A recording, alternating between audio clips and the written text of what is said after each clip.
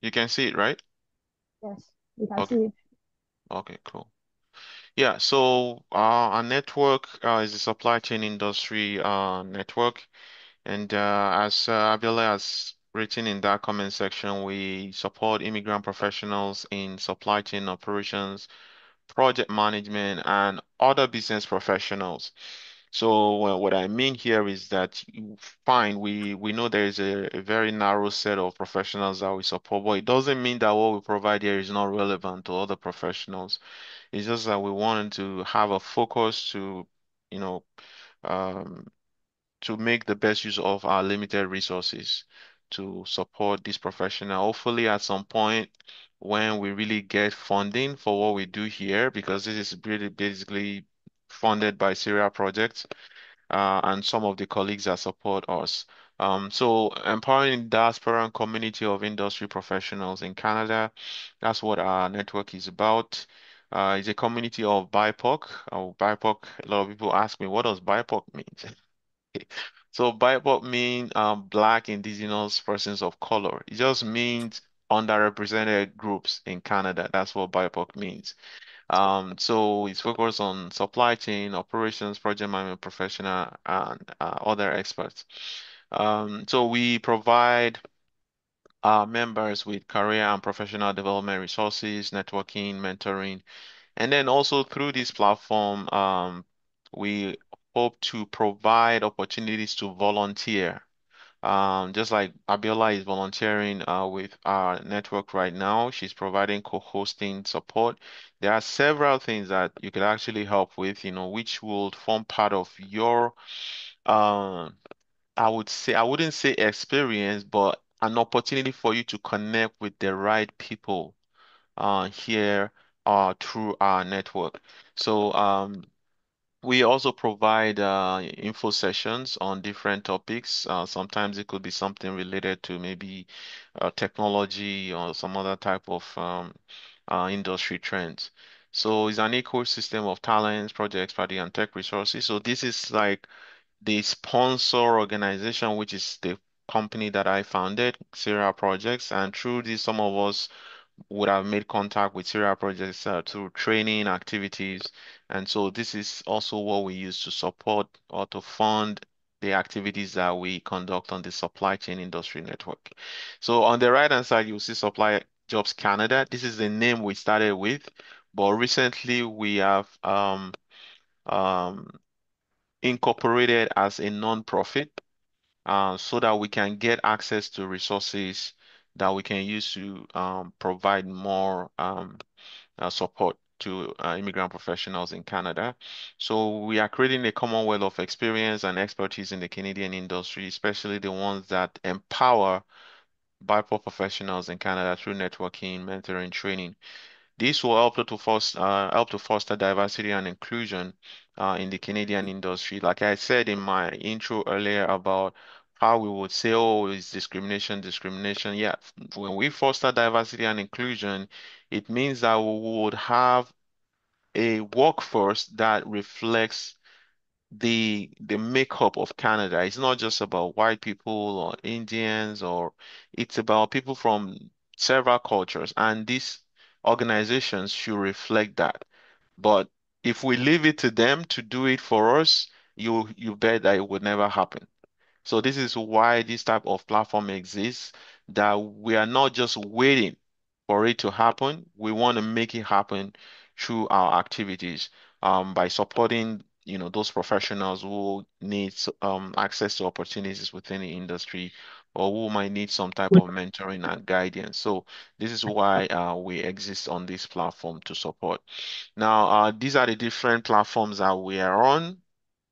We're on YouTube, WhatsApp, Clubhouse, Slack, Mighty Network, and Zoom. So all of this, I believe we're also on some other platforms beyond just this, but these are the main platforms that we use. So if you go to any of these platforms, you will see our presence there.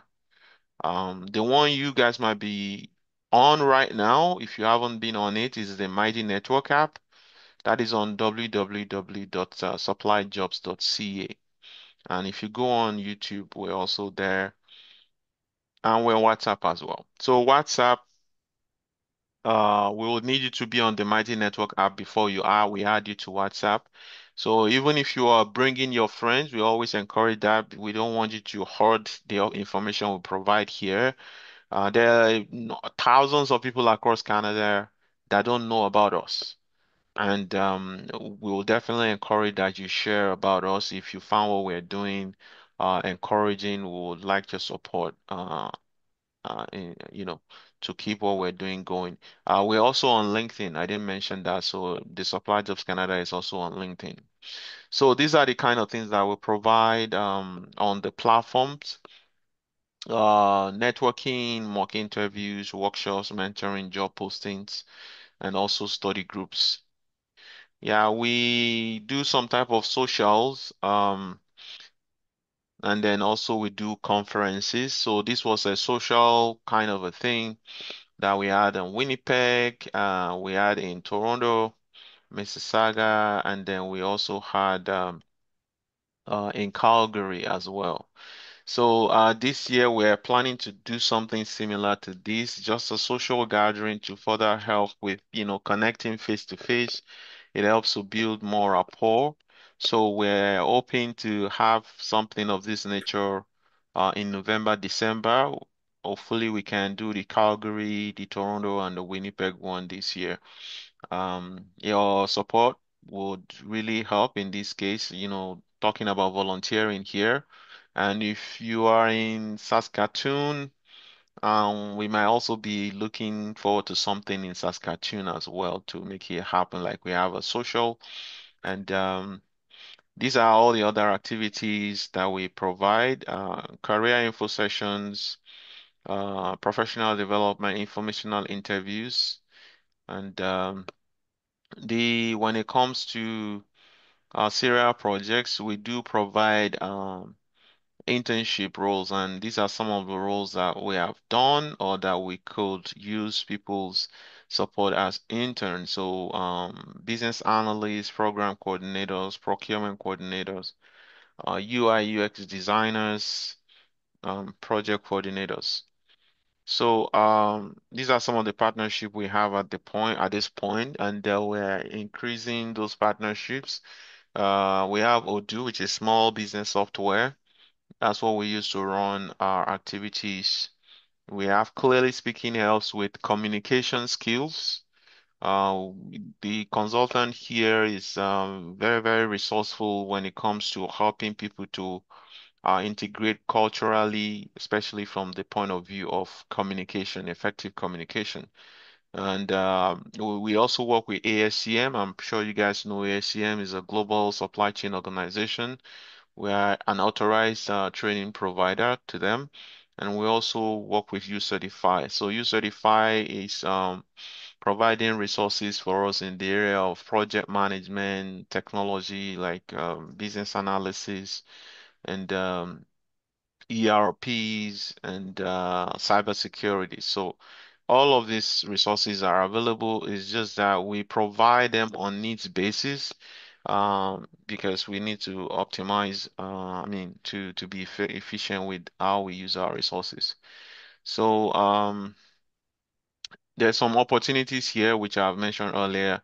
The Canadian Work Experience volunteering for our industry networking events or these social events I just mentioned will be an opportunity for you to, um, to provide some type of social proof that, of course, you have been able to work with some organizations here in Canada, the internship one as well, referrals.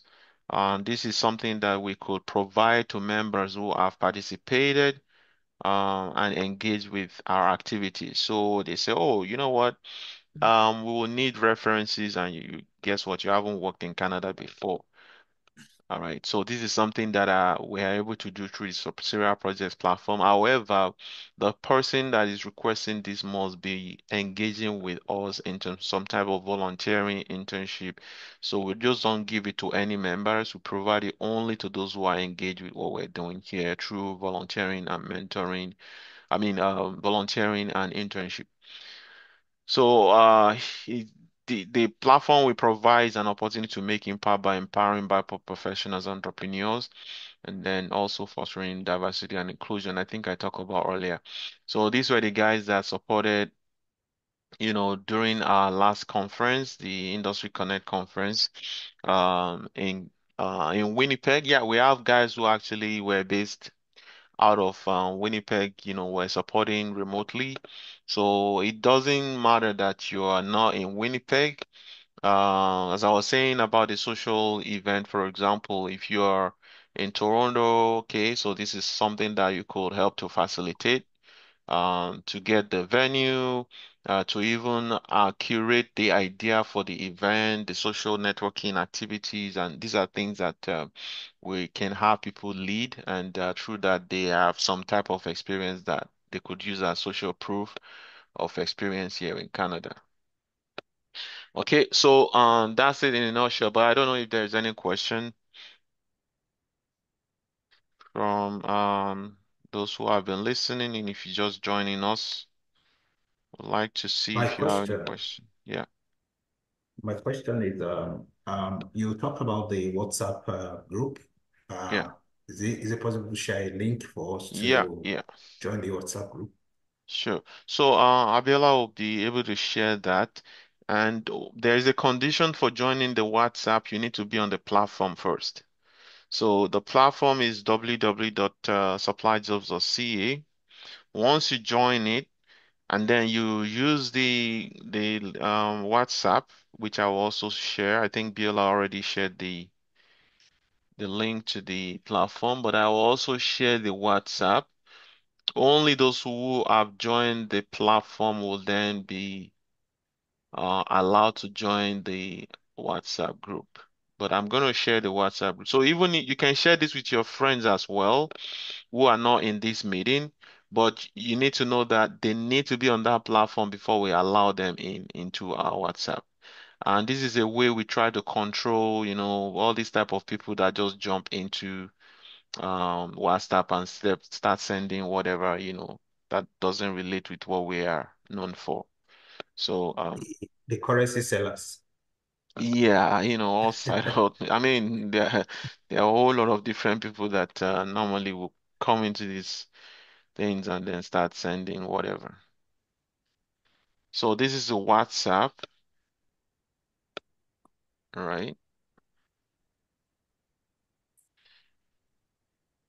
So, but you need to join the platform first before we allow you into the WhatsApp. As you may know, the WhatsApp has you're just going to be requesting to join for now. And when we check the link, we will see, oh, this person is already on the platform, and we'll be able to allow them in. So, any other question?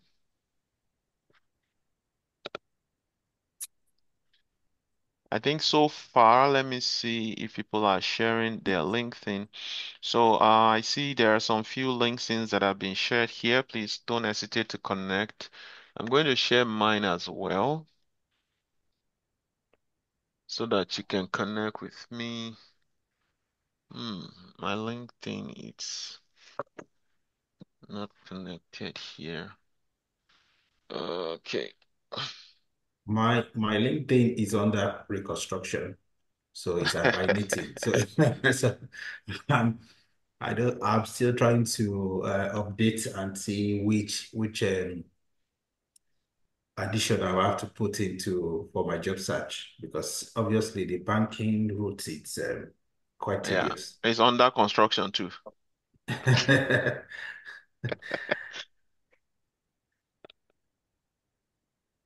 Yeah, I see Valerie. I know Valerie is already on the platform.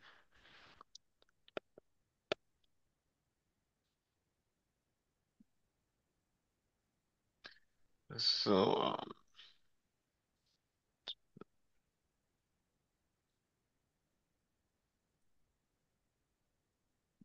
okay, I'm just trying to get my URL here on LinkedIn. And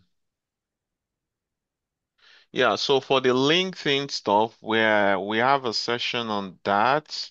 So we have some series of sections that we go through for those who are, job searching. Let me quickly show. So it's something so let me quickly talk about what our program looks like. So every first week, first Saturday of the month, that's when we actually do this type of a thing where we talk with those who have joined us recently, and if there are any questions, and then we talk about our activities. So the second week, we will do a deep dive into job search, and we will talk about a specific topic. It could be LinkedIn, it could be resume, it could be networking. So to provide some unique insights that will help with your integration, because we've been able to develop over time some type of unique methods for job searching, which I think it helps to integrate faster because we will bring you what really happens in the industry and how things work from okay when you go to these social services, they will tell you things in a different way that might not really align well with the culture you're coming from because you don't really understand the perspective they're coming from. And this is the thing, this is a trick about social cultural differences and gaps. Like if you're not in alignment with the cultural background of that environment, it has a tricky way of not really empowering you in the way that will help you to quickly integrate. So, and this is why our platform is very, very critical to the success of foreign trained professional, immigrant professionals here in Canada. So, the third week, we'll do mock interviews. So, the mock interview is also another way that we empower our colleagues because, of course, the way interview works here is kind of different coming from this social cultural thing. An example that I always give is if you are speaking with your audience at an interview and you're not really looking at their face, like face to face like this, it tends to present you as somebody that is not confident. But we know from a culture that I come from, if you're looking into somebody's like that, it's like you're a prideful person or you're trying to overdo or something like that. So, and we need to understand this sociocultural context for us to be successful. Of course, even for interviews, what is even very big is the fact that a lot of the times what they are using to make an assessment of your competence or your impression on them is really what you did not say most of the time, right? But we coming from this culture where we are very aggressive, it could be read totally different from what you thought they were thinking about you at the interviews. And we have seen instances where they can't even hear what you're saying because of your accents. But trust Canadians, they are not so direct like us, so they wouldn't tell you that they could not hear you. They will just, be nodding their head. But guess what? They are not hearing anything, you know. So when this type of a situation happens, what do you think? They're not going to hire you because if they cannot hear what you are saying, how can you communicate with your colleagues? How can you communicate with clients or suppliers? So these are some things that will not really come out, during the interview. And you guess why? They don't want you to think, oh, they are discriminating because they say, oh, the reason why they haven't hired me or that I wasn't called is because they couldn't hear what I was saying. Now, who would hear that type of a feedback and feel encouraged? Nah, right? So Canadians don't like to do that. They would rather be soft and, act as if everything is fine. You know the way they smile at you, right? That smile that they are smiling every time that you find awkward, if I tell you the reason behind it, you'll also be surprised. Why they are smiling at you when they see you is because they want to present themselves as friendly. But underneath that smile, we know that it's a totally different thing when they have to deal with you in person. So they had to put that front there so that they could look friendly and also that they could manage their own fear about you. So if you hit anybody on the road that is coming at you and is a Canadian, the likely thing they will do is to smile. Why are they smiling? They didn't know you from nowhere. Well, they are smiling because they want to manage their own apprehension of seeing this person from another culture that they don't understand. So I like to always let people understand that Canada is a conservative culture. I've spoken with Canadians who will tell me that, oh, they don't agree. Oh, United States, they are more blah, blah, blah. They are more racist. That is not what I'm saying. I'm not saying, Canada doesn't accept immigrants for who they are. But still, it doesn't take away from the fact that underneath all of this facade, of Canada being a receptive country, they are very strong in conservative culture. They want to protect their own culture. That is why you hear every time, have you worked in Canada, do you have Canadian work experience?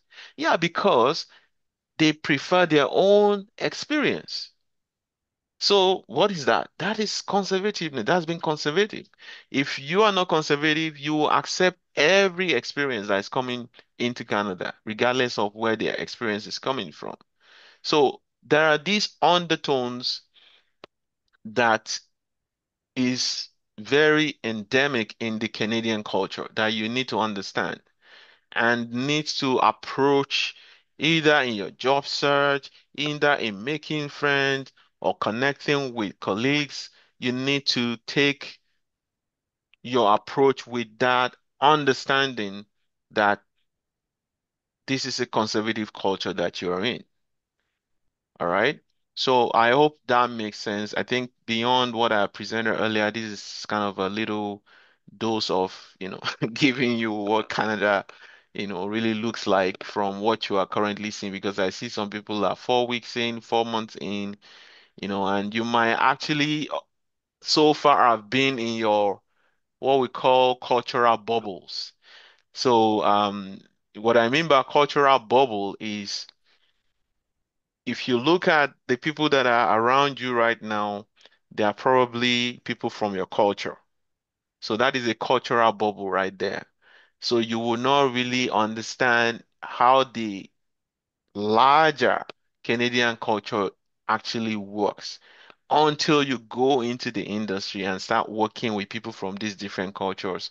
That's when you really understand what Canadian culture is. And this is what they're saying when they say we want somebody with Canadian experience because they want somebody who understands the culture, who have interacted with Canadian suppliers, have interacted with Canadian customers, have interacted with Canadian colleagues, and they understand how things works from that perspective. I'll give you an example of a guy who happens also to be a senior professional.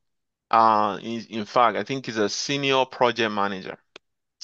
And I think he was laid off for some reasons that happens to be socio-cultural differences. And it was when we were having conversation that he opened up to me that this is the kind of things that happened when he was working from that company. I mean, with that company. So he's a Muslim. Now you understand that as a Muslim on Fridays you need to go for prayers, right? So during the work hours when he was supposed to be working, apparently he was praying. Maybe I don't know a lot about those things. Maybe he was praying in his cubicle when he was actually supposed to be working. So apparently they didn't find that, you know, again, the conservativeness of Canada, right? They don't find that funny. Even though they might smile at you, they might not even say anything at that point in time when they saw you doing that stuff. Eh, you know, they would have sent a message or even documented stuff without you knowing that this is all that was going on. You know, they will like just send one innocent message to you. Oh, I saw you were blah blah blah blah. Oh, you two will be like, oh yeah, and you don't know that this thing is just documenting so that when they actually approach the management about what they have seen, they will have an evidence right there that they are sending to corroborate what they are saying. So, anyways, just giving you an example of some of the things that eyes have seen in Canada. I have my own experience as well, so but I'll reserve it for another day. So, I don't know if there's any question so far. Okay, if there's no question, given that background that I provided about the Canadian culture, let's do some fun stuff here, which will focus more on job search. Let me share my screen again.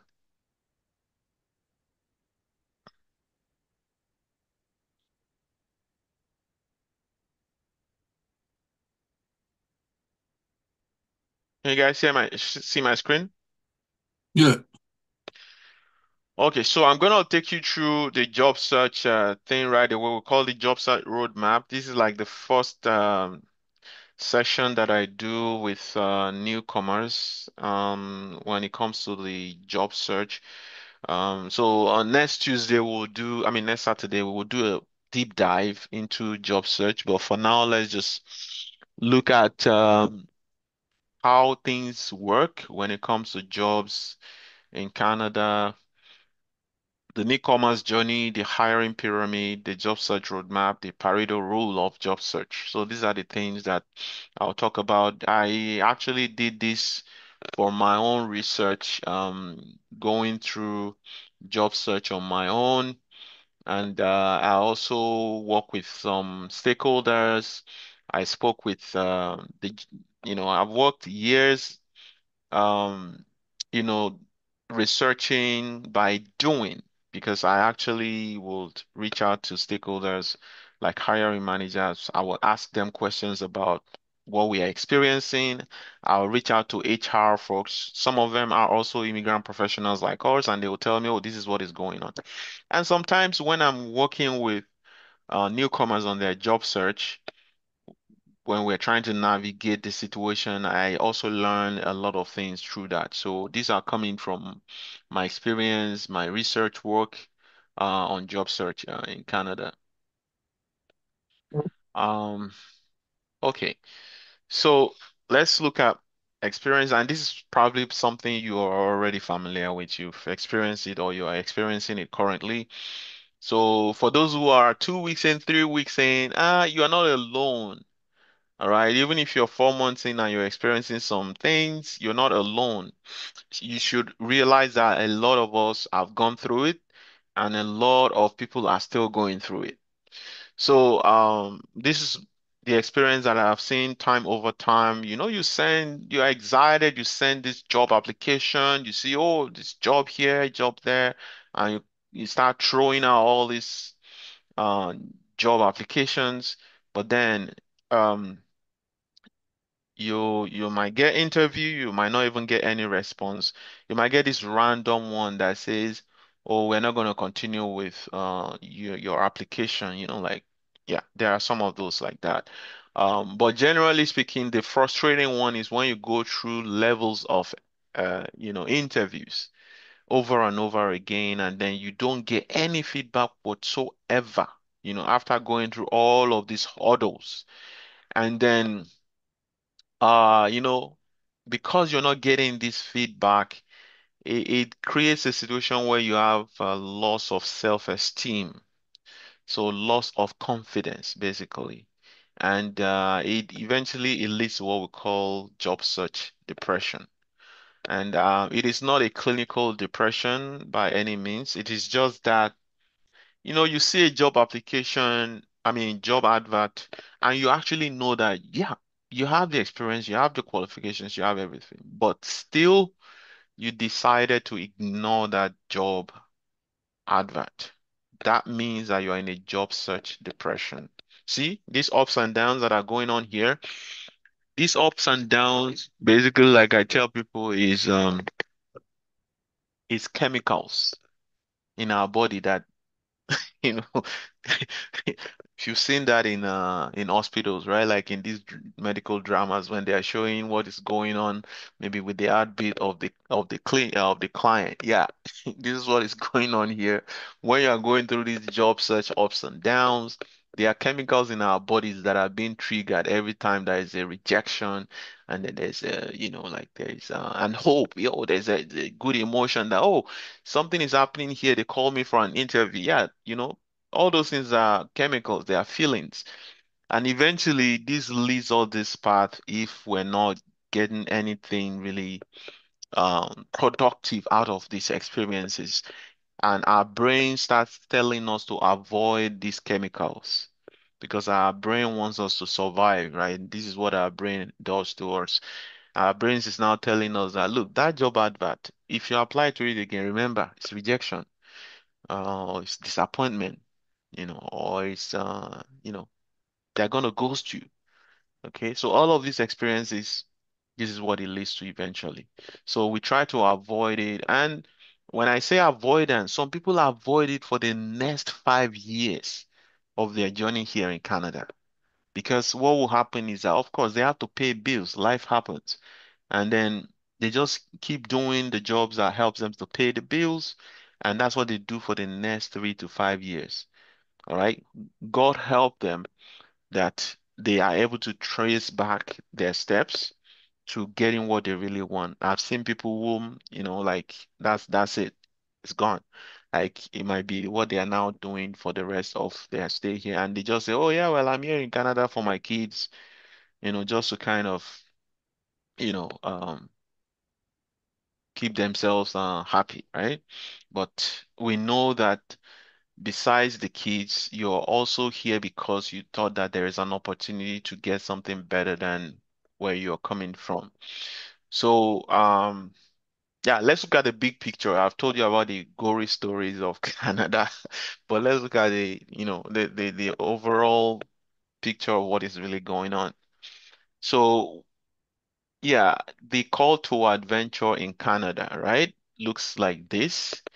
And I'm also going to just let you know what you need to do going forward. Even if you have been on this journey for the last 3 years or I've seen people who have been on this journey for the last 3 years, 5 years, and then they came back and then say, Abby, you know what?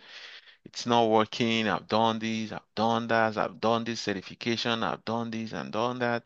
But I just thought, okay, well, maybe I should reach out and see if maybe there is a way to move forward from here. Yeah, I've seen people who have made a turnaround, even though they've been 3 years, 5 years on this journey.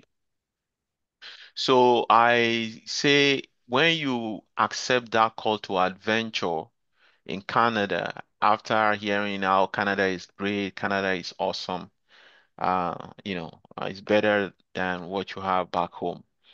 At the end of the day, the big picture is a journey in self-discovery. Whatever that call to adventure is, that you have accepted. I- This particular one here is coming to Canada, right?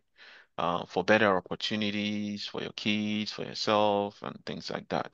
So it's at some point when you accepted this call to adventure, you've accepted to open yourself to this portal of opportunities. But along with this portal that opens up, there is also unpleasant things that comes with it. It is life. When, talk about from a business perspective, when there is a business opportunity, there's a risk that comes with it, right? So it's the same thing when you are opening yourself to this adventure. There will be other things that comes along that are not pleasant. And this is what you saw in my previous slide. Now, if you take a different perspective to these things and say, okay, this is a journey in self-discovery, um, it just means that you need to be aware that whatever is happening here, if it's good or it's bad, I have what it takes to take this on and make my story a story of success. in Canada, regardless of every other thing that is going on, because we know things happen, life happens. So at the end of the day, you would need what we call a growth mindset. Growth mindset. Now, this growth mindset thing is really difficult, however simple or motivational it might sound, because over years we have been taught about success and how it works in a totally different way from what the expectation is when we have a growth mindset. Growth mindset is really saying that whatever happens, what can you learn from it, right? In spite of those emotions, in spite of those rejections, in spite of those disappointments, how can you learn from this thing so that it will help you on your journey going forward? Yeah, I know I'm a philosophically inclined person, so I could talk philosophically for 100 years. But I'll give you my own example. When I came into Canada, I I worked with Shell Petroleum and I came to Canada. And you know what? I ran back one month after because nothing really was coming through. And then I saw an opportunity to actually go back home through Total. So Total has reached out to me and said, okay, you know what? Why don't you come back to Nigeria? We will do this, we will do that. And yeah, I thought, okay, well, you know what, this would be an opportunity for me to kind of build up and then come back to Canada and even avoid the winter, right? Because it was August. So I left and I spent another 7 months and things didn't work out in Nigeria. After all of the promises, and a lot of people still go through these things. And I had to come back, and after coming back, I worked. I mean, I came back with actually a great hope that things are going to happen. Like I went to Fort McMurray, where Nexon, the oil and gas house, has been bought over now. Like I did an interview there. They were even showing me the houses that I can buy through one of their agents. That it's like everything worked out that they're gonna, give me the job. And I waited the next 7 months, nothing happened. Nothing happened. And spent all of the money that I brought from Nigeria, right? Like even exchange rate wasn't even this bad then. Um, so well, I got my first opportunity like in a procurement role like 3 months after all of that sad stuff. But before it, I had worked through some dirty jobs. I work in Winnipeg here, what they call granny poultry. Granny poultry, basically what I was doing is on the line washing off, poultry poops, you know, overnight. And the thing here is that even though this job is paying bills, I'll be praying that these guys don't call me because I know if they call me, I'm going for one dirty job. And later I was called for one at Canadian Tire where I spent some times there. What we're doing also was nothing, like just moving stuff on the shelves when they were doing their seasonal whatever. So from there I got one at Home Depot. I spent roughly one month with Home Depot before I actually then get my first good shot at procurement role, which was with the Manitoba Housing. I did that for 1.5 years, and it was great job. I had a good boss, like this person was very, very understanding. It was, in fact, she saw me as an expert, and she was even asking for my advice and things like that. Like if you have a good boss, I mean, it's really great. However, I left it because I was feeling like I wasn't really given, the type of jobs or projects that matches my competence, right? So I saw one at the University of Manitoba as a procurement lead. So I have people that are reporting to me, and I left that later. My point of saying all of this story is that see, it's a journey, and this journey actually led me to self-discovery as well, because this is what actually led me this path of what I'm presenting to you today. If I have not experienced that, I wouldn't have something to share with you to help you on your own journey as well. Because that led me to the part where I actually then decided that at the University of Manitoba that I would rather that I do what gives me joy because I know what gives me joy is what I'm doing right now. If you see my face, you see I'm like in another universe entirely now as I'm talking to you because this is what gives me joy to help others to succeed, to mentor people and things like that. This is I could do that without having any like I wasn't doing anything. So my point here is that you need to figure it out. Either you get the job you want or you don't get the job you want at this point in time. You need to be getting self-aware of what you really want, right? And start working at it. Whatever feedback you are getting, if it's this job, um, in a desired profession, what are the things that you're getting as feedback? What are the events, the events, the rejections, the frustrations, and every other thing. They are all part of the success journey. As I was saying earlier, we have this thing about success from the culture that I come from that we think is just a miracle that has to happen for you to have success, but it doesn't really work that way. It works the way life works is a combination of both. Like there will be failures. These failures will also have some silver linings in it, which if you're paying enough attention, you could take this silver lining in that failure event and to make it as a feedback to what gets you to move forward on your journey that leads you to maybe another failure and then maybe eventually the success that you have been looking for. So it requires commitment to what you really see in your in the picture as what you want to do here in Canada, if you know what I mean. So I'll stop being philosophical here. I know I could get into this for the next 1 hour, but let's look at the way job search works in Canada, given that background that I've provided.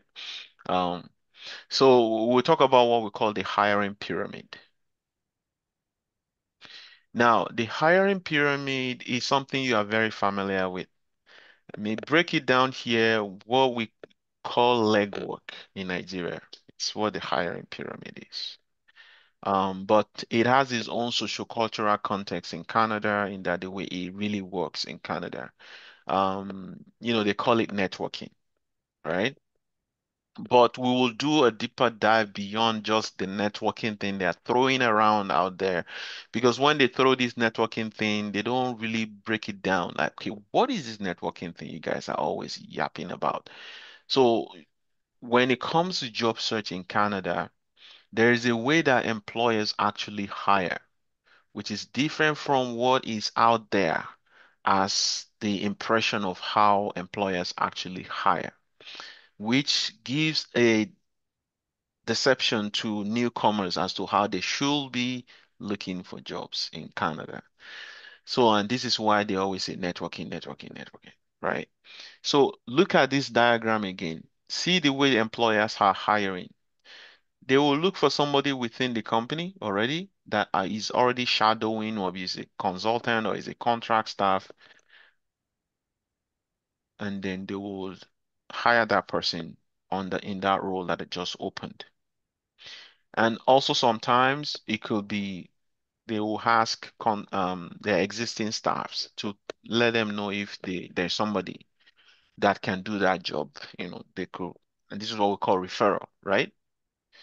So the current staff will give referral, all right, about maybe their colleagues that can do the job.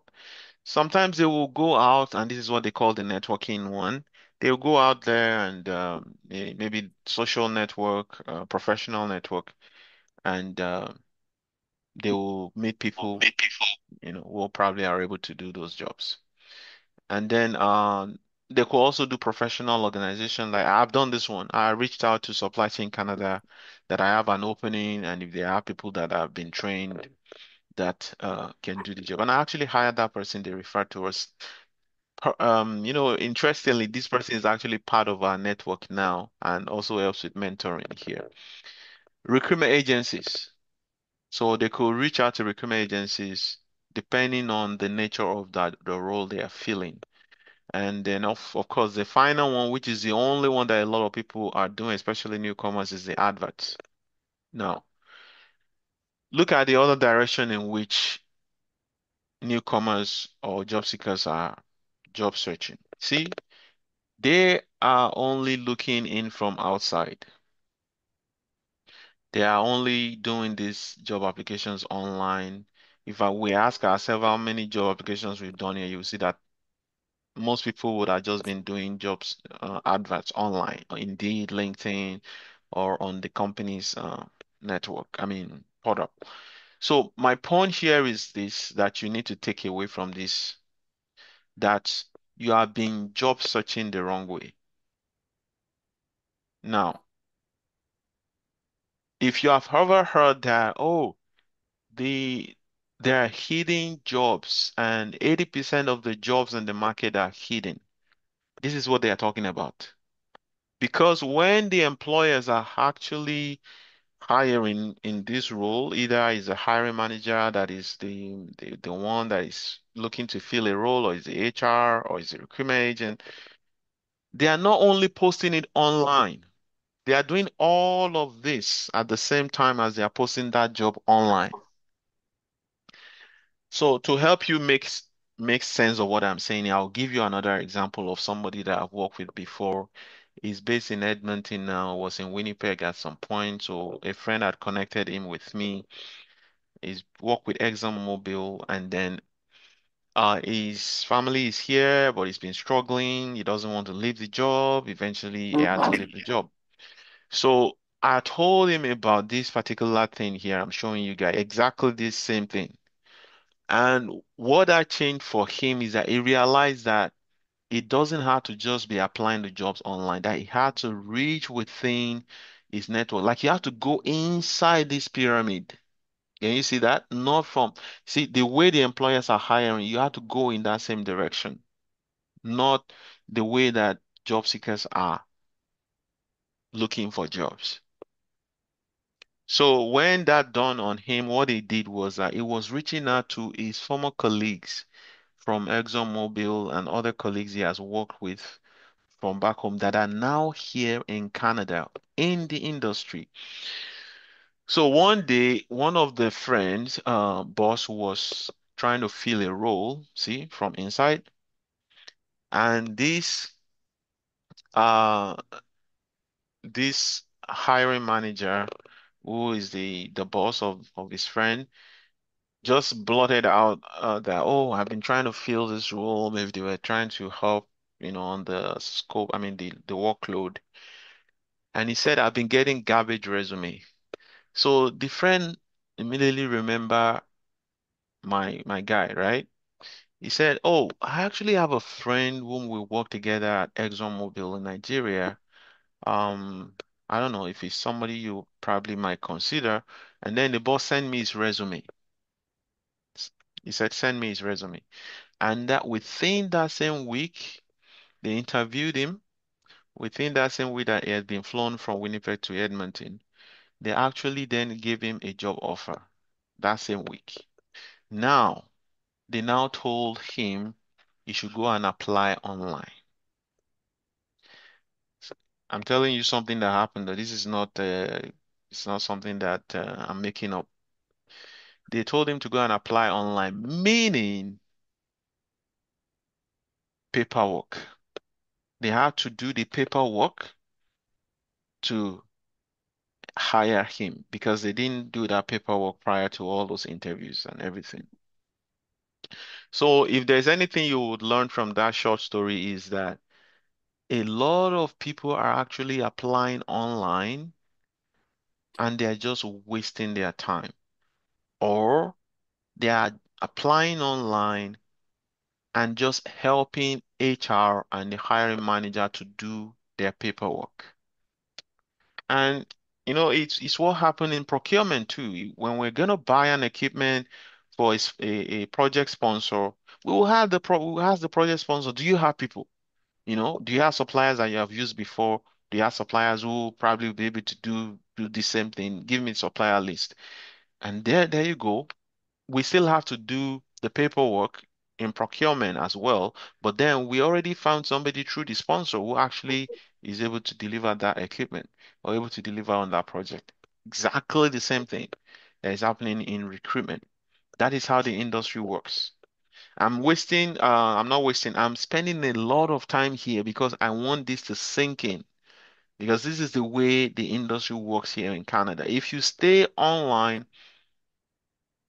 only, job searching in Canada, guess what's gonna happen?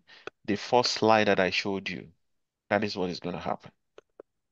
So I want to know if there's any question here, but I mean, Abiola, probably you've posted in the comment section that they can put their questions in here so that I can attend the questions later. Let me see what is going on here. I think we have somebody's. Okay, we have somebody else here. Okay. So if you have question, okay, somebody wants me to go back to the pyramid. Okay, so this is the pyramid, hiring pyramid here. If you want to take a screenshot, you can take it.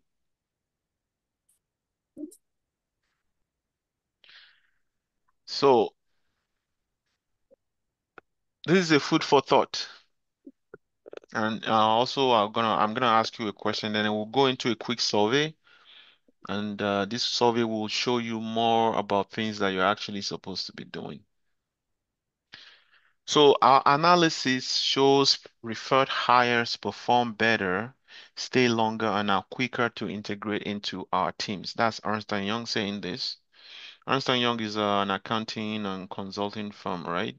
So they are saying that based on their experience, those guys that are actually referred, so let me go back to the pyramid.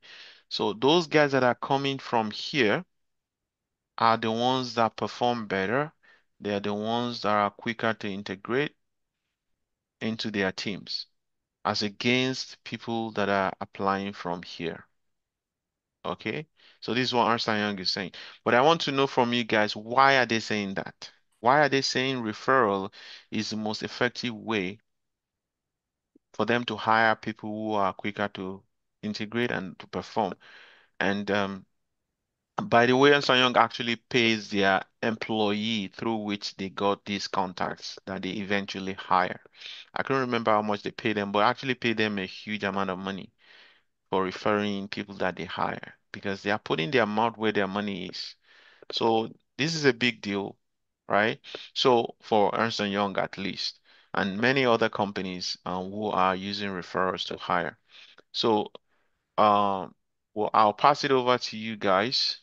I think Soji raised his hand there. Does he have a question?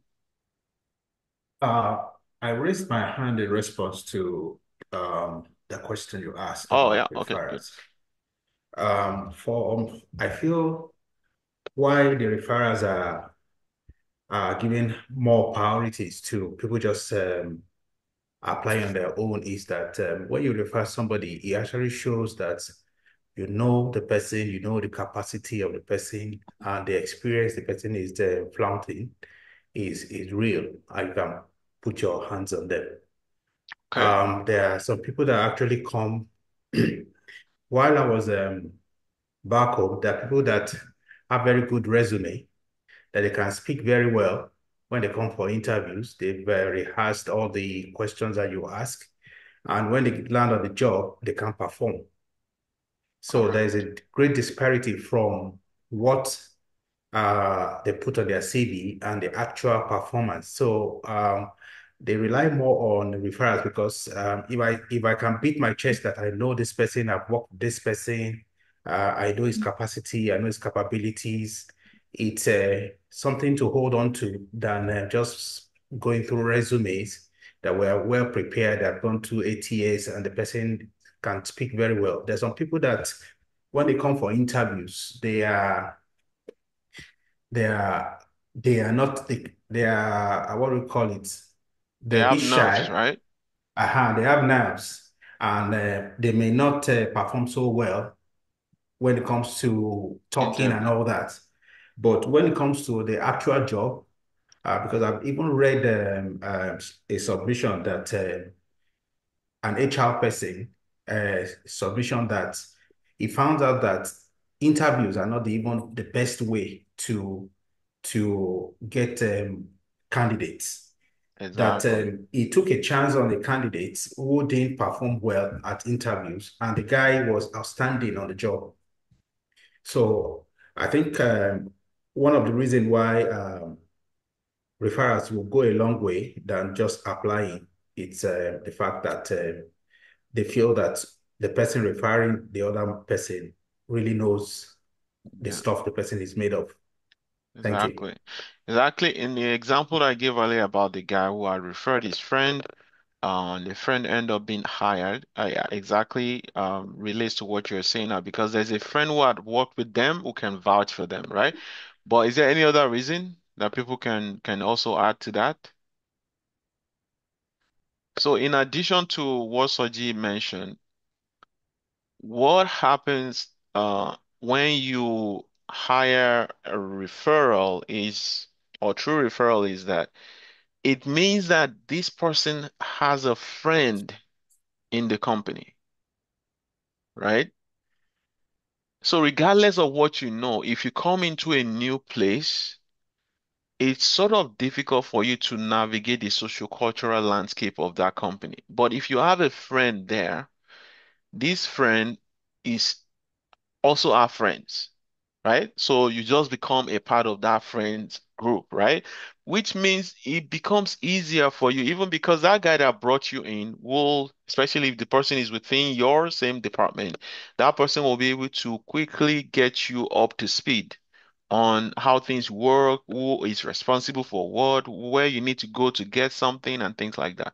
So this helps your integration within that company, and it helps your performances as well because it means that instead of you to now start figuring things out on your own, you already have somebody who is looking out for you for your success. And by the way, that person is also um, be very willing to do that on your behalf because he doesn't want you to fail, right? Like their job depends on you succeeding. You are the one that referred them, so you better perform. So you also don't want to fail them because they vouch for you. So you will do everything it takes for you to perform so that they don't regret referring you. All right. So if you look at it from a business point of view, it makes a lot of sense. Even as I said earlier about the procurement process, where we are also asking the sponsors, for people they have used before that have actually performed. So we ask them for suppliers list. Exactly is what is going on here. It's more or less a way of ensuring that, oh, this is not just about paperwork. This is about making sure that whoever we are selecting actually can deliver. And it happens a lot in the industry. Yeah, paperwork has to be done. Hiring managers, HR, that's their own cup of tea. But I mean, especially HR, but for hiring manager, it's about who would perform. For HR, it might be paperwork, that's their own cup of tea. But for a hiring manager, I want somebody who can work because my own job also depends on that person's ability to deliver on the job. So I don't care about your HR paperwork. I just want to make sure that this is somebody who can deliver. So this is the way the industry works. And we have, even if we're going to go through the route of, oh, I'm applying online, we want to make sure that we know somebody inside that company. Because the reason why I'm saying this is a lot of the times this process doesn't is not straightforward like they told us in school. There are a lot of nuances to the recruitment process that you wouldn't find in their textbook process of recruitment. I will give you an example. at the University of Manitoba, if you are going to hire somebody from outside, it's a unionized environment, right? If you are going to hire somebody from outside, you need to justify it over somebody who is inside. So if I'm hiring for a procurement specialist and I have another procurement specialist who is a contractor, that procurement specialist who is a contractor has seniority when it comes to unionized environment than somebody who is coming from outside. So if I am the hiring manager, I want to hire this person, and they both did interview. The contractor interviewed. Somebody from outside also interviewed. So if I'm going to hire this guy from outside, I have to justify beyond the doubt that this is the guy we hire over that contractor who is already inside the company. And if you are somebody from outside, you interview, they smiled, everything looks great during the interviews, and you have no clue this is going on, then you start now doubting yourself, like, didn't I do well during the interview? Or is it my village people? You know, you know, you start asking these questions. But if you had known somebody inside the company, this person would have told you, oh, guess what? They already hired this guy who is actually in the company already. Case settled. Then you know it's not my business. If they want to hire somebody inside, fine. But it's not like, oh, it's on me that I didn't perform during the interview. So it helps beyond just getting you the job. It helps with maybe the person providing you with insights as to how their procurement process works, how their project management methodology works. In fact, this person can share with you their procedures, meaning you have an inside information on even speaking or articulating better to their process when you are at the interview because you knew somebody inside. So I'm just saying that beyond just knowing for referral purposes, knowing somebody inside, it also will help to smoothen the process of interviewing, giving you more effective feedback than when you are just, guessing what happened, that they didn't hire you or call you for the next stage of the interview. So, that's my conclusion on the hiring pyramid. Um, I think I want to give you a survey to do. We've been doing this survey, and after this survey, I will show you some more information. This is the job search roadmap one. Sorry, I have a question. I raised my hand, but Oh, I okay. guess you Okay, just me go. stayed. Go ahead. Yes, I want to ask, you were talking about if you are in an interview and because of your accent, they are not hearing you and they just keep nodding their head, they keep nodding their head. What is your advice as regards this? How will you engage them to be certain that they are hearing you?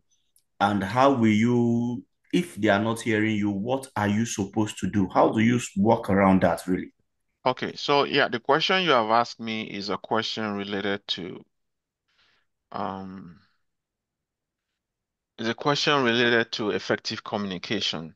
So I won't be able to answer all the you know, give all the detailed response here. But one thing I can assure you is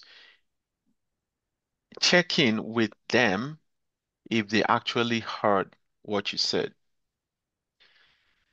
right? Because and this has to start maybe somewhere in the beginning of the quiz. Okay, you see them nodding their head, but there is a way you could also have a prompting question to confirm that indeed they heard what you have said. This is basic effective communication. Right? So we can't just keep on talking and talking and talking and hoping that they hear you without you saying, "Oh, by the way, I said something like this earlier. Did you have any question regarding that particular thing that I said?" And that's when you know, okay, maybe they didn't actually hear, they didn't hear what you said at that point in time. And then you could, at least that gives you some insights to, okay, maybe I'm too fast. Maybe I need to slow it a bit for this because, of course, like I said earlier, coming from our culture, we could be seen as aggressive, right? Like in the way we talk. And instead of them to say, "Oh, bro, can you calm down? Like, can you slow down so that we can actually hear what you're saying? But they'll be nodding their head because it's the Canadian thing to do. They can't say, "Oh, you are too fast for us" or something like that. It won't be the regular Canadian culture. So, but it's for you to want to confirm to ask if did it. I said something earlier about so thing. Do you have any question regarding what I've just said? So this is basic effective communication. You need to check for their feedback. That's when you know, okay, well, they probably didn't hear that. Maybe I need to slow down. So that's what I would say. But beyond that, when it comes to effective communication, speaking to the accent situation, there are some resources that we provide regarding accent. We have a consultant that works on that, and normally she will have these sessions where she will basically handle all these things regarding what we always say is not like you are going to take your accent away. No, that's not the issue. What we call it is accent reduction, right? Because the goal of it is to ensure that they can hear you clearly, even with your accent. So those are two different things. Everybody's got accents. Even Canadians have their own accents. And perhaps sometimes, people cannot even hear them as well. Like me when I was growing up, when I hear on TV, white folks speaking, I struggle. Like, is this person speaking English? It's the same thing. Like you come here now, they are hearing you for the first time as a Nigerian, and they're like, they're gonna struggle. Just like I struggled when I heard, white folks speaking English for the first time. I struggled. So it's the same thing. Like this is the conservative thing I was talking about earlier. Some Canadians are actually hearing Nigerian accents for the first time ever in their life. So just imagine then that definitely they will struggle.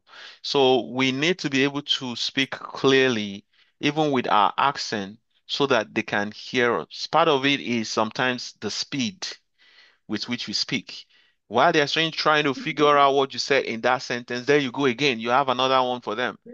Uh, you know, what do you want them to do? They're just gonna shake their head and like, okay, well, I'll just see what I can pick from what this guy is saying. And at the end of the day, it's going to impact on your the impression you have on them and what you have said.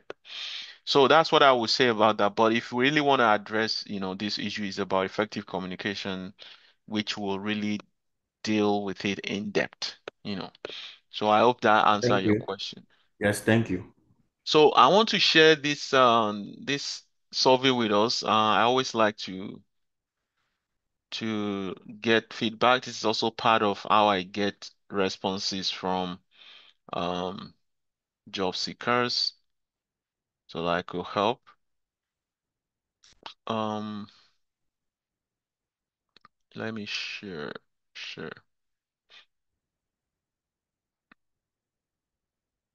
Give me a second here. I want to share the link with you. Yeah, actually, I think I have it. So I think what we'll do is, can you go to, I'm still sharing my screen, right?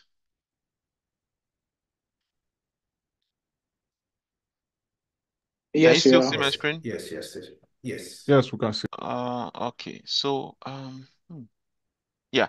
Can you use that QR code or that link? Let me see if you're able to use it. The QR code, or you just type that link there. Okay, I think I'm it's able to use working. it. Oh, okay. So, I'm going to start the question. So I have the first questions up. Um, Let me see. So we have 5 people in.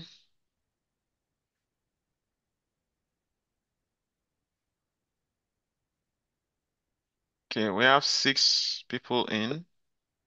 How about the other guys?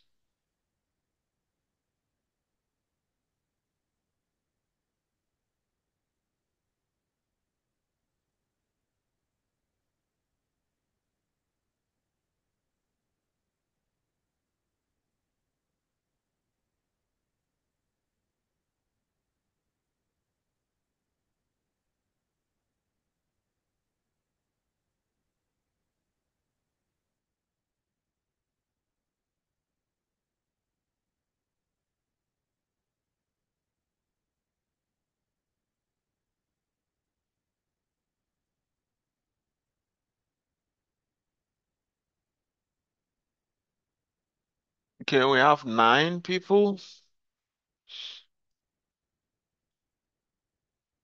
Okay, so we'll continue if the others are not joining yet. I think we have 14 guys here. Can you use the QR code or just use that link you have on the screen?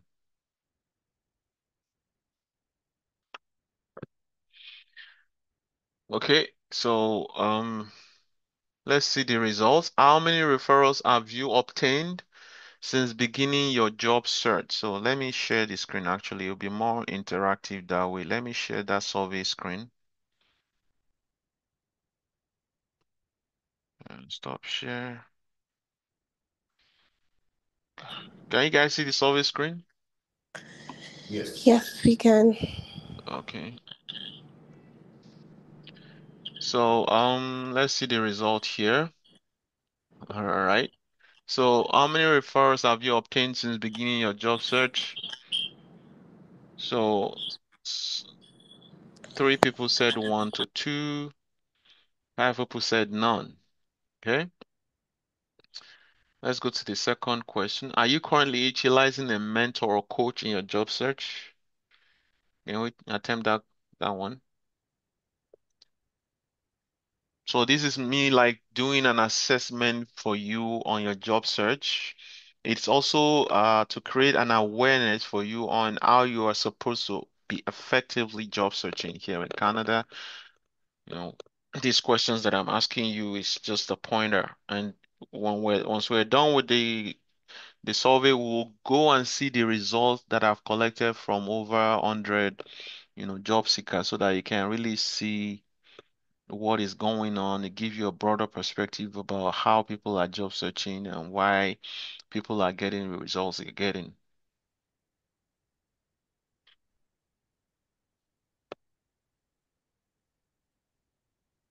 Okay, let's see those.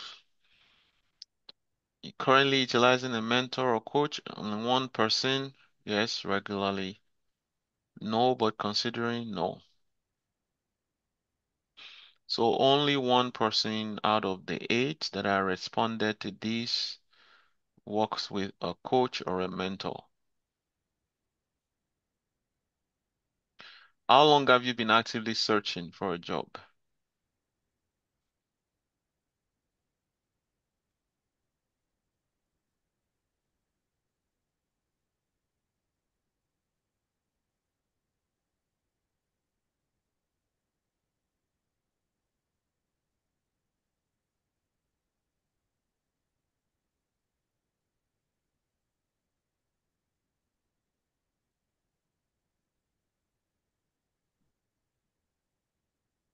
Okay,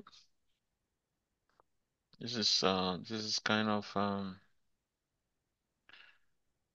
yeah, so what I've seen over time, I think, is between 1 to 3 months, 3 to 6 months. Let's just say 1 to 6 months. So this gives you also an idea of how long it might take you to get a job in Canada.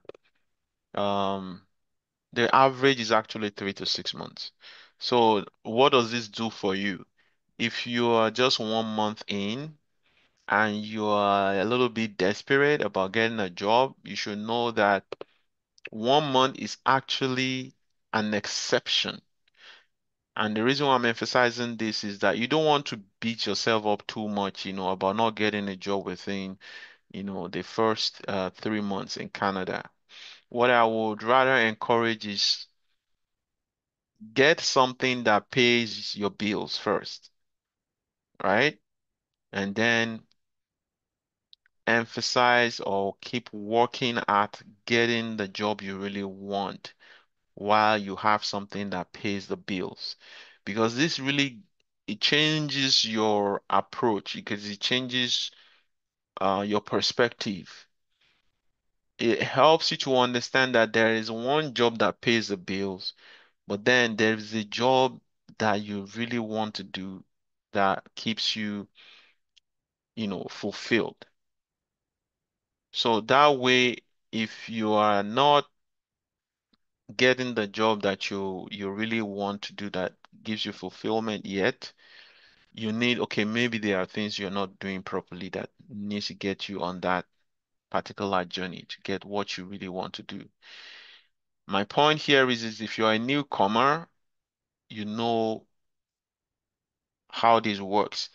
If you haven't gotten the job that you want in Canada within 6 months, like we have four people here that are indicating it's more than 6 months, something is not working. I don't know what it is. It might be a resume thing. It might be maybe your approach generally to job search. It could be whatever. It depends on how each person is doing with job search. But generally speaking, for newcomers, it's a 3 to 6 months thing when it comes to working in your profession. And if it's not happening, then you need to seek help. How many interviews have you had so far?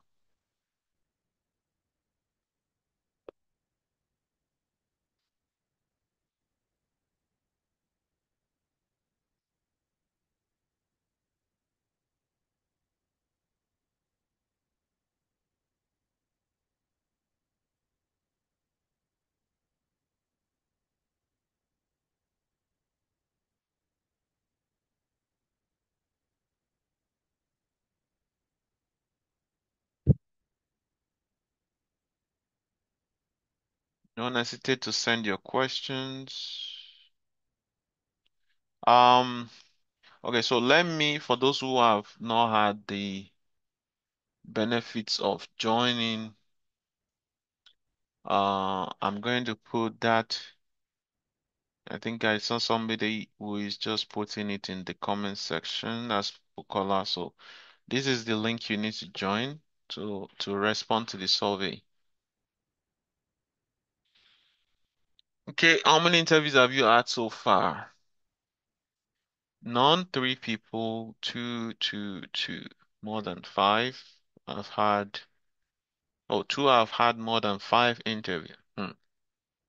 So if you had more than five interviews or even more than three, and you've not really been able to convert those to a job offer, yeah, so you are having issues converting the the interviews to a job offer, meaning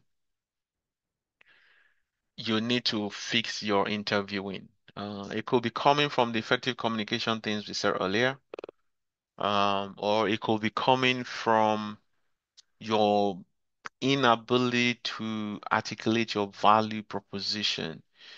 And this could come from different ways. Maybe it's your communication and negotiation skills.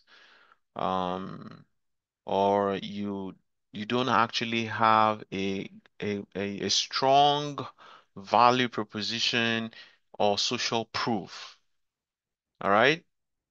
So it could be a whole lot of other things, but for the most part, I think these are the areas where, you might have an issues. Either your value proposition is not strong enough, or you don't actually have a social proof. Um, or it's effective communication issues. Yeah, for those who are not getting interviews, you already know what the issue is. Your resume is not working. You need to fix your error. If you're among those who said you have not seen any, you're not done any interviews yet, your resume is not working. It's as simple as that. That's if you are applying to jobs. Have you received feedback after your interviews?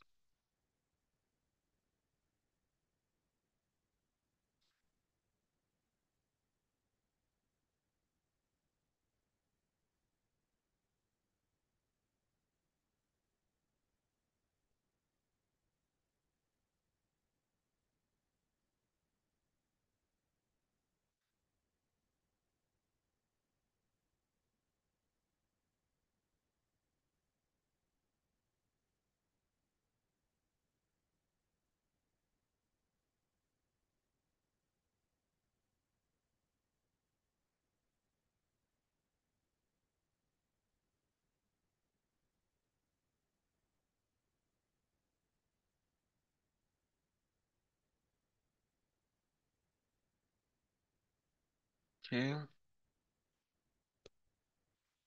Have you received feedback after your interviews? Yes, after every interview, so two people. Yes, occasionally. Okay. So this is split between not receiving and receiving. However, I think we also need to clarify on what type of feedback you're getting. I guess maybe we should ask, have you received effective feedback? Because a lot of the times they just throw out one random feedback and say, oh, you are a great candidate. However, we found somebody who is a better fit.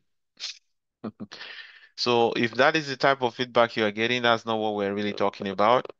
The feedback we're talking about is where they actually said this is the reason we're not moving forward, right? That will be the type of feedback that will help you to know how to improve going forward. So, do you have a structured job search strategy in place? I want to see how many questions we have left. Okay, I think we have two more questions after this one.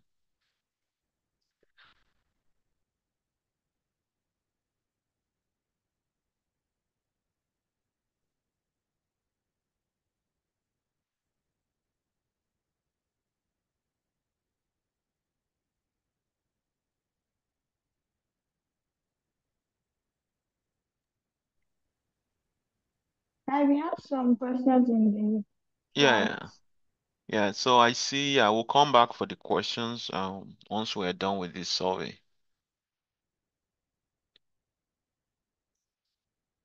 Mm. So yeah, I'm not surprised about this one. So when we look at that hiring pyramid, the strategy that a lot of people have when it comes to job search is called the spray and pray. The spray and pray is that approach where you're just throwing applications at job adverts on Indeed, LinkedIn, and Portal, expecting or hoping that you're gonna get some feedback or you're gonna get called for an interview. That's called spray and pray, and it's not really an effective job search approach. The effective job search approach is look at that pyramid again, and you will see what you're actually supposed to be doing differently. You need to align with the way the employers are actually filling the roles. And I will give you an experience that I had in the past, not so quite distant past. My current role at the university, I mean at the Red River College where I teach supply chain, I actually went to the directions conference. Remember I said I wanted to do something different. I feel uh, I'm more aligned with teaching, with mentoring, with coaching. So I realized that okay, to pay bills, I have to work at the college because that also aligns with what I'm doing aside from serial projects. So I went for a directions conference, which is normally organized by Red River College for students, right? And this is why I always say to people that every event is a job fair. Every event is a job fair. Now, talking about that pyramid, I already know that I will be able to meet instructors at that event because the instructors are the one organizing that event. So when I met them, I introduced myself as supply chain management professional, blah, blah, blah. And then this instructor said, oh, guess what? We're actually looking to start the supply chain management program at Red River College. It's something that is in the works. And guess what? It connected me with the chair that was responsible for that project. And few months down the line, they advertised this job again. But guess what? There's a different chair. Now, I reached out to this different chair, and I let her know that, oh, well, I was at the directions conference. I was told about this, and I was introduced to your predecessor who was also in touch with me about, opportunities that might come up in future about this particular job. And well, long story short, I was called for the interview, and it all happened that 4 years now I've been teaching at the Red River College. So my point here is that you need to have different strategy to job search. The reason here being majority of the jobs that they are putting out there online, they are just fulfilling paperwork. They're just helping HR to fulfill their paperwork. And I've used the experience of procurement earlier. If there's any project sponsor that approaches procurement and says, "Oh, I want to spend $100,000," yeah, well, guess what? There's a procedure for that. You have to get three, blah, blah, blah. We have to post it online. Yeah, this is the same thing in HR. They have to post this thing online, but guess what? They already have a candidate. So I always pointed out whenever you apply to jobs online, you are competing against a preferred candidate. So what you need to do differently is this: become the preferred candidate. How do you become the preferred candidate? Go from the bottom of that pyramid, not from the top of it. So one of the things you need to do differently in terms of strategy is to socialize your job search. Socialize your job search. Even if you see a job posted online, reach out to people within that company so that they can help you to understand better what the expectations of the companies are, how the processes works, what are the type of questions they will ask, how many stages are there in that interview. You see that? That is way, way more better than you just doing a guesswork or expecting that miraculously somebody is going to call you for the interview, so it goes a long way.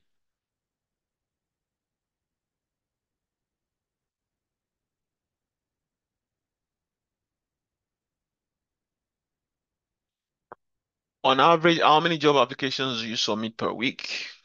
We're gonna round up soon.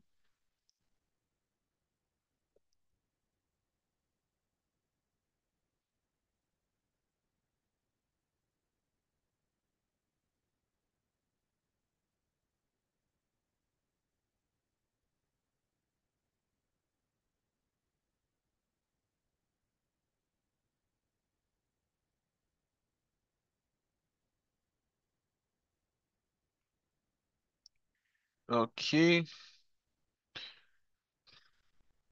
Submit per week, 1 to 5, more than 10. Yeah, so here is the thing I would like to quickly mention. Why don't you know, out of these 1 to 5 jobs or even more than 10, those who are submitting more than 10, out of that more than 10 job, why don't you increase the number of applications that you are doing through these other means that you have on the pyramid, right? Because that will get you better opportunity of converting the job into a job, I mean, the job interview to a job offer, right? And you will see it further in my slides. I think this should be the last one. How many responses have you received from recruiters regarding your job applications per week?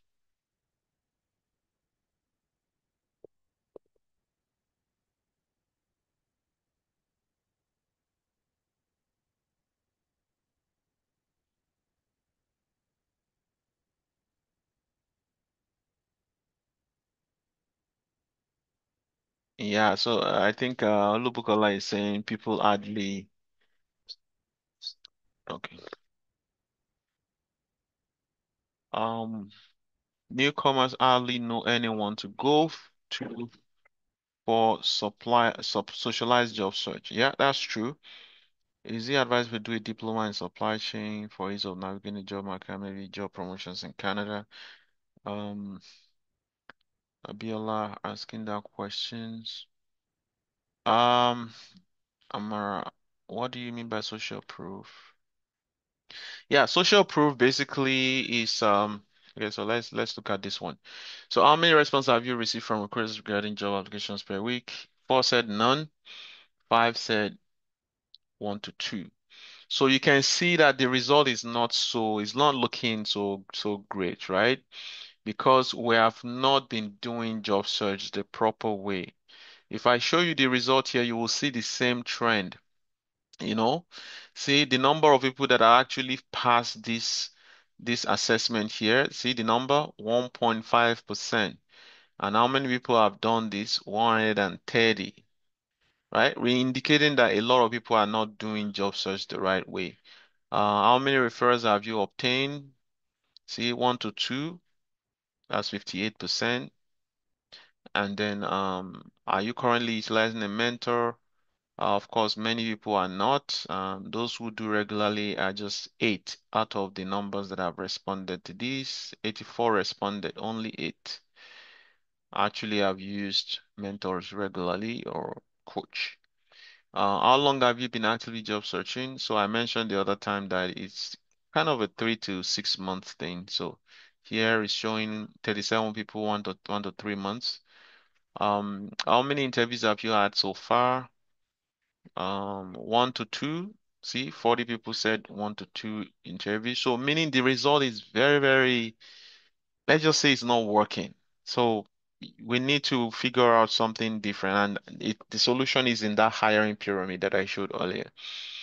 If you receive feedback, of course, not many people receive feedback. You can see only 16 out of 85. Do you have a structured job search strategy? Um, See the number that don't have, 48 out of 85 don't have. And then if you add that to the other that says no, I don't have, 15. So that's well over 65%. On average, how many job applications do you submit per week? See that? 1 to 5, so meaning 5 per week. How many responses have you received? So only one, like more than half of the respondents said only one, 1 to 2 responses. So showing the result is not really great based on the way we are approaching job search as of the moment. So the other things I would like to show us here because of time, I'm going to quickly flip back to the things that we've mentioned in the course of that survey. Get a mentor, um, networking, we talk about. So these are things that you saw in that pyramid, right? We call it the job search Pareto rule. So these are the things you need to do differently. So I'm just going to go to the summary of this. However, food for thought. So here is the HR person, the paperwork people, right? The HR that is always looking to post job is saying here that whether it's fair or not, you need to have employees make referrals for you if you want to find a job. See that? As an HR consultant. Um, there's also another one. You refer candidates are twice as likely to land an interview as other applicants. So this is from one of the research that I did here, saying that those who get referrals, those who become the preferred candidates, okay, they are likely to land the job as well. So here are the things you need to do differently. Leverage referrals, get a mentor, get a job search strategy. One of it is socialize your job search.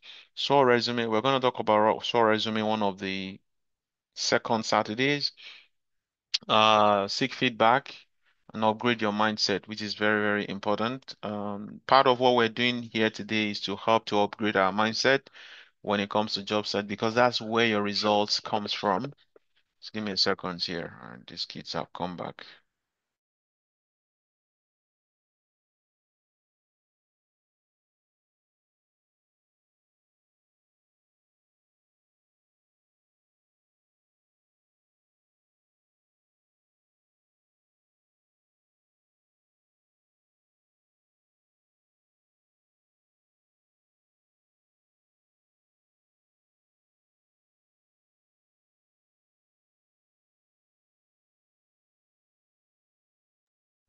Okay,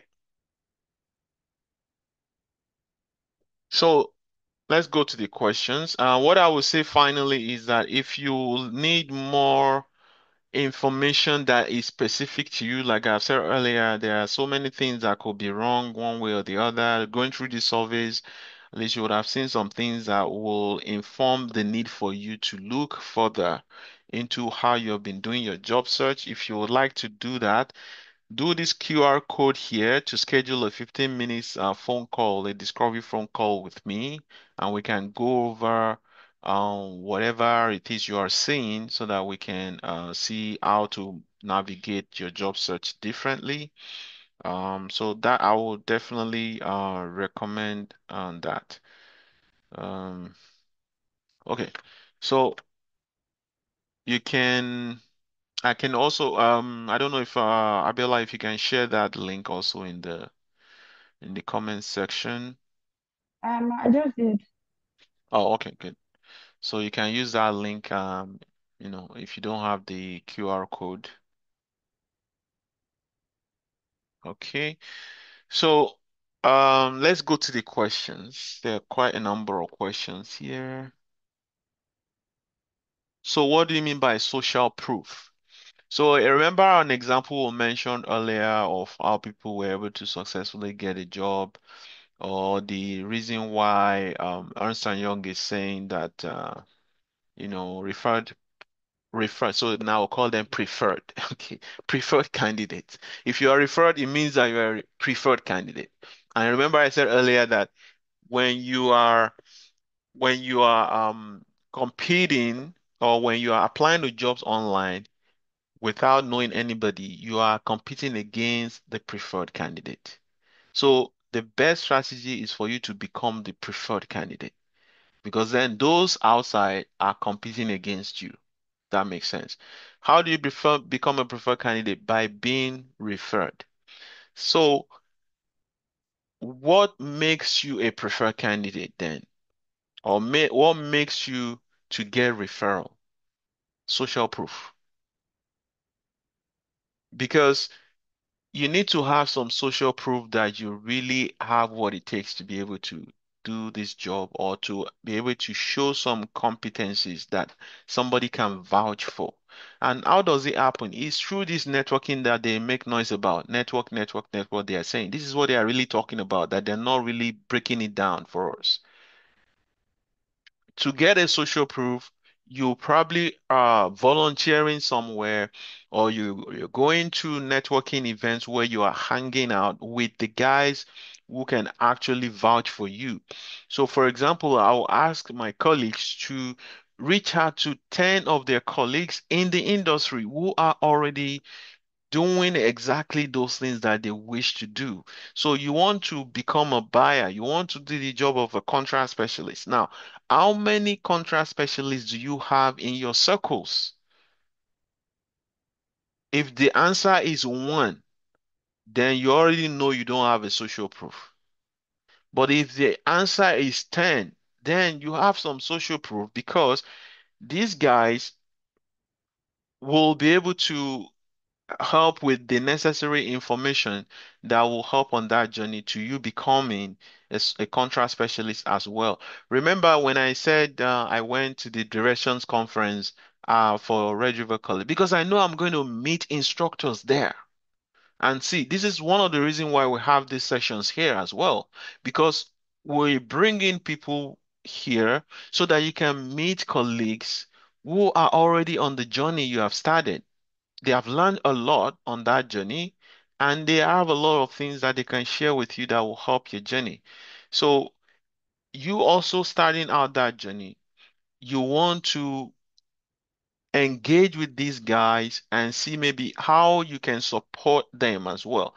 So when we talk about networking, it has to be a mutually beneficial thing. That's what they don't emphasize.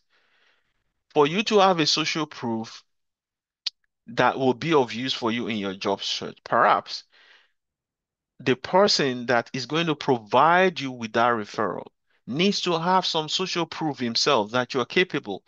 I will give you a little example of Gautier. You guys know Gautier here, right? Gautier is one of the mentors here, and he actually reached out through a friend, and we were supporting his journey here through mentoring, coaching, and every other thing. Now, going through that journey with us, at some point it gets, job opportunities where we say, oh, give us references. Well, would I say I don't know Gautier? Of course not. right? Because he's very involved with what we're doing here. He provides support, he does whatever he could do to support what we're doing.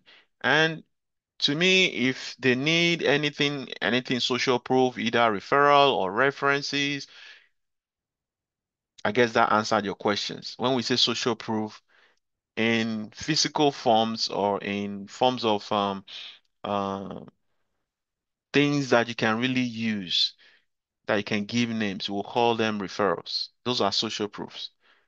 If I'm referring you to a job, it means that you have a social proof. Like there's somebody vouching for you, then it means there's a social proof that you can actually deliver on that job. If I'm giving references, it means I've actually engaged with you before on some things, and that is a social proof right there. So the question then will be, how do you increase your social proof within the space where you are looking to get a job or where you are the career where you're transitioning into? LinkedIn is also one of those ways that you can increase your social proof. Now, you are looking to get a job as a supply chain professional, but I go to your LinkedIn and I'm seeing that you indicated in your headline that you are an insurance marketer. How does that line up, right? There and then, I don't see that social proof that you're actually a contract specialist or a supply chain professional. But if I go on your LinkedIn and I actually see your headline says it boldly that you're a supply chain professional, you're a procurement um, specialist, you're a buyer, then there is a social proof, or that you have a certificate in procurement. There is a social proof. Or I see that there's a recommendation from a colleague who is also a procurement professional. I see that recommendation on your LinkedIn. That is a social proof. I hope that answered the question. What are the ways we can find job referral? I think I've mentioned that already. There are several ways. I think I'm actually going to have a session on this referrals thing as part of the job search roadmap so that you can have specific ways on how to get referrals. Of course, you get referrals through LinkedIn. Connect with those guys that are working on that in that company, right? Volunteer, network, take interest in the journey of your colleagues that are already working in the industry. How about you connect them with our network here where they can also add value? And then we keep adding value that way, in a mutually beneficial way. So there are several ways. There's no one straight answer for it, but there are several different ways that you can go about it. Ultimately, the goal is to get referral. You need to be a person of value. You need to be a person that adds value, somebody that has social proof that you can do that job, that you can deliver on that job. Those will be the things you should be looking to do to get referrals. What certification would you advise to start with? CIPS, CSCP, SCMP. So as for us here in our network, what we recommend um is that if you are already working in the industry, yeah, you can go with SCMP. And by the way, maybe your employer can sponsor you. So you can go with SCMP. However, if you are looking for a job, you're just coming from you're a newcomer, will recommend ASCM, but not CSCP. We'll recommend you to take on the certificates, right? There's a roadmap to this thing. You just don't jump to CSCP unless you're actually very experienced. Maybe you're talking about 5 years to 10 years experience, then you can attempt CSCP. CSCP is it's not a small cake when it comes to supply chain certification. It's a global certification, and it takes somebody who really understands the nitty-gritty of supply chain. When I say supply chain, I mean end to end. I'm not talking about just people who have been working in procurement for the last 10 years. If you've been working in procurement for the last 10 years and that's all you've been doing, you probably don't need to do CSCP because it will be difficult task. There will be things that you never heard of, even though you've been in supply chain for 10 years, but you were only doing procurement. Rather than go that path, I would say do the procurement certificate and then maybe add PMP to it. And as a backup, maybe take on the SCMP because you have the experience, take on the SCMP as a NCMP candidate, right? Like they'll need to look through all your experiences, your certification, blah, blah, blah, and then say, oh, this is where you are going to start. That's when you become an SCMP candidate, right? So you can also use that as part of those things that will get you to break into the industry. For those who are already working in the industry, you can go, I mean, as a procurement professional, you can go for SCMP. That's not a problem. But for those who are not doing procurement and they have experiences and they are already working in the industry, go for CSCP. It's a global certification.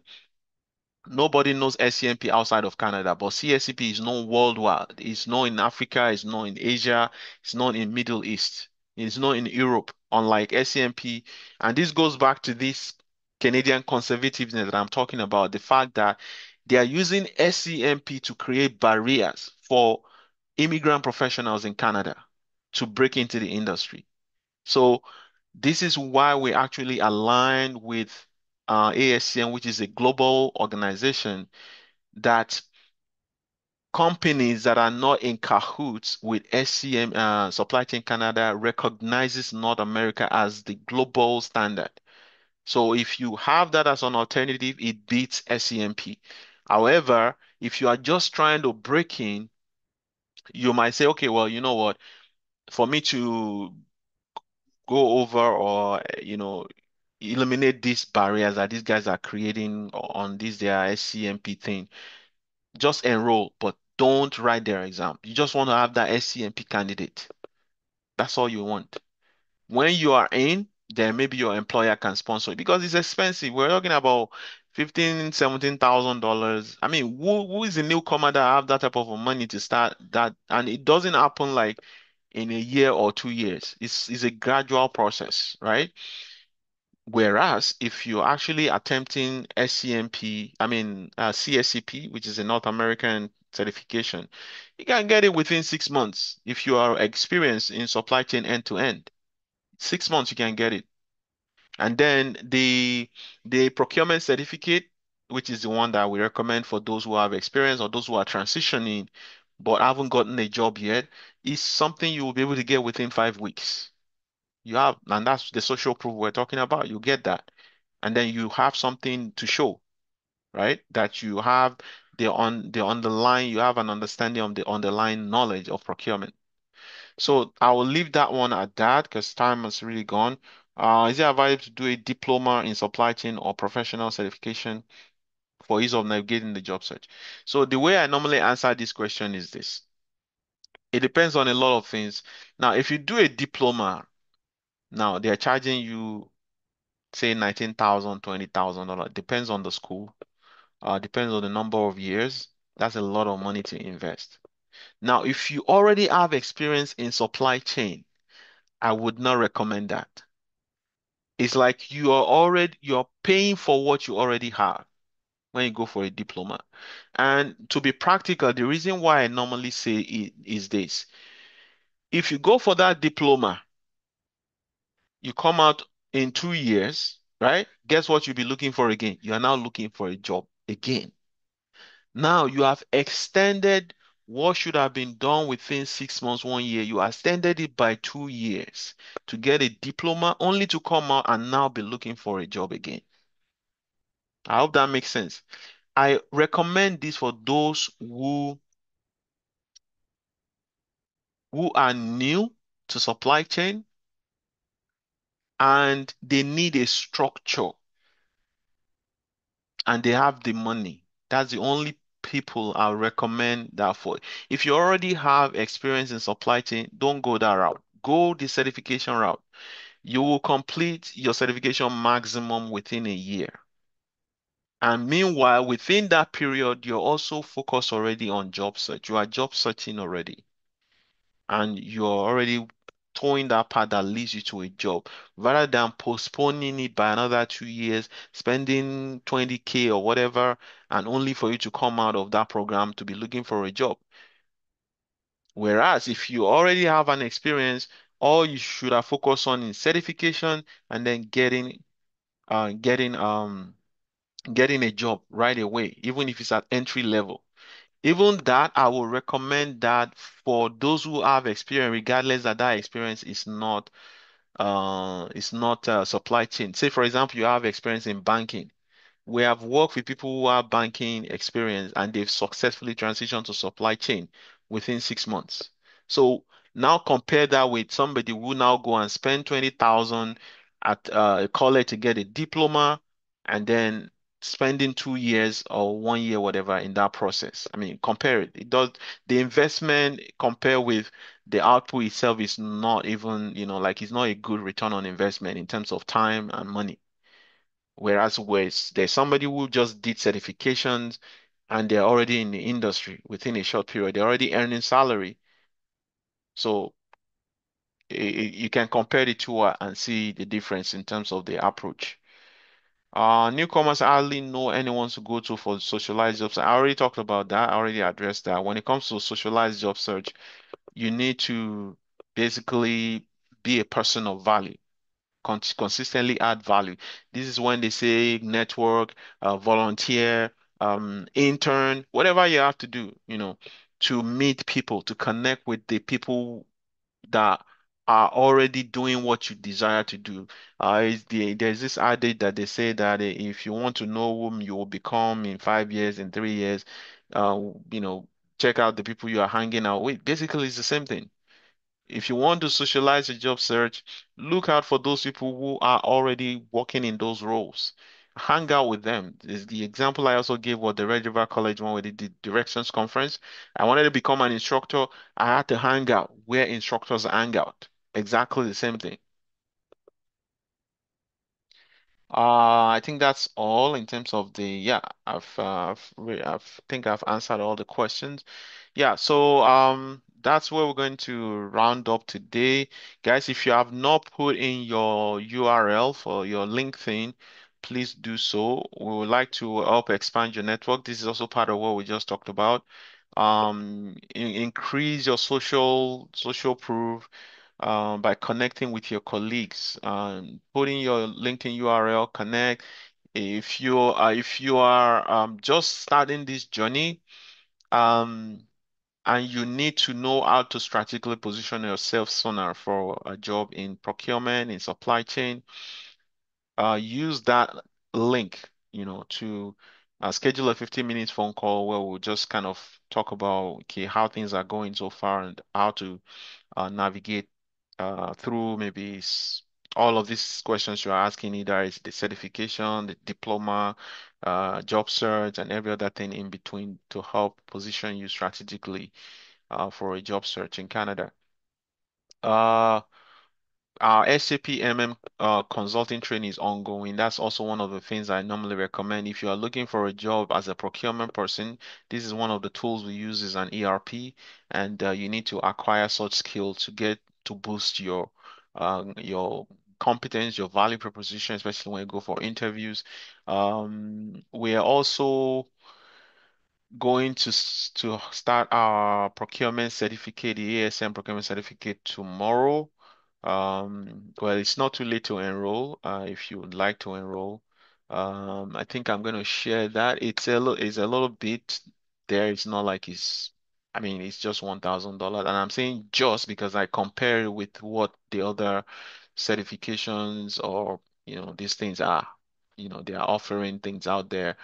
CSV, for example, is 6,000. Okay. So when I advise these things, I'm also putting your return on investment into perspective.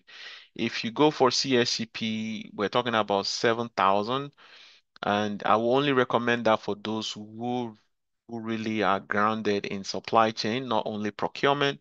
If you are in procurement, I would say, okay, take the procurement certificate. You can add a PMP to it. You can even do the SCMP candidate thing, which is just $900. So all of these will be way, way, way more effective than having to write an expensive certification that might not even happen in a year. So I'm going to share quickly. I know, you know, this might not be a decision you're able to make now. We will have another cohort if you are not able to join this particular cohort for the procurement certificate. Um, okay. Let me see. I'm gonna share some. And for those who have not joined our WhatsApp, we have the link there. We won't shut down everything right away so that you can gain access to all the links we have shared so far. So I'm gonna share this here. So that's for the procurement certificate that starts tomorrow. If you want to ask question about it, use that 15 minutes phone chat and schedule something to ask questions about it if it's not something you are ready to enroll for right away. So that's all I have for you guys. Um Thanks, Afolabi. I mean, Abiola, Ade Tutu, Alim Singh, Amara Ayo, Chika, Damilola. I think Damilola just joined us. Jude, Koforola, Lubukola, Kwemi, Seremi, Soji, Valerie. And then you have the WhatsApp link there. Um, Request to join the WhatsApp. Like I said again, hang out where people hang out. We have over 500 professionals in our WhatsApp.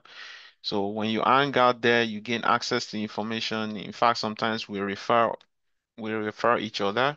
But that depends on the person who will have that opportunity to know if indeed you are, they also don't want to refer somebody who is not able to deliver. So, but we also send information in that WhatsApp about job opportunities through that we see through maybe hiring managers or um HR people. So for you to join the WhatsApp, you need to join our platform. That's the job supply jobs.ca. Um, so I think let me see, let me send it here. Yeah, so the thing will also be on the recording will be on YouTube. So I'm gonna share the YouTube with you here. So you can join the YouTube. By the way, don't hesitate to so I'm gonna share the YouTube with you guys. Don't hesitate to subscribe to the YouTube.